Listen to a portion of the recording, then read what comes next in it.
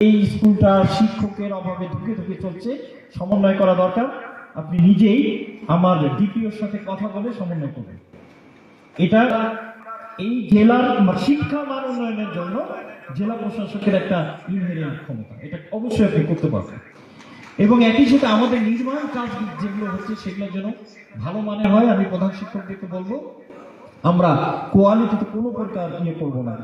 একই সাথে আমি জেলা প্রশাসকের একটু দৃষ্টি আকর্ষণ করব। আমি গতবার এখান থেকে যাওয়ার পথে আমি শিকারিকান্দা স্কুলে নেমেছিলাম, তো সেখানে দেখলাম যে অবৈধ দখলদাররা ওখানে সম্ভবত 3-4টা দোকান কিন্তু করে ফেলছে আমাদের জমিতে। এখনই যদি আমরা উচ্ছেদ করতে না পারি তাহলে আর পারবো কখন? এটা আমার শিক্ষা অফিসারকে আমি নির্দেশনা দিয়েছিলাম। আদৌ কি জেলা প্রশাসকের সাথে কথা হয়েছে? এটা আপনি দ্রুত উদ্যোগ নেন এবং এখনই এটা জন্য হয়ে যায়। আর একটি ছোট্ট বিষয়, আমাদের অনেকগুলো স্কুল রেকর্ড হয়নি আমাদের নামে, তো এই জায়গাগুলো কিভাবে রেকর্ড করা যায় সেই জায়গাটাই আপনি খেয়াল রাখবেন। তো আমি আজকে আর বাড়াবো না, আমরা আমাদের উপদেষ্টা মহোদয়ের কাছ থেকে মূল্যবান বক্তব্য শুনবো। তো আমার এখানে শিক্ষা পরিবারের যে সকল সদস্য আছেন, আমি খুব আশাবাদী মানুষ।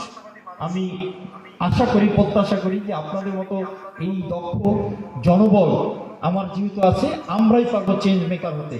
এবং আগামী দিনে আমরা ইনশাআল্লাহ আমরা জনগণের যেটা প্রত্যাশা যে মানসম্মত প্রাথমিক শিক্ষা, সেটা ইনশাআল্লাহ আমরা উপহার দিতে পারবো। আপনারা সকলেই ভালো থাকবেন।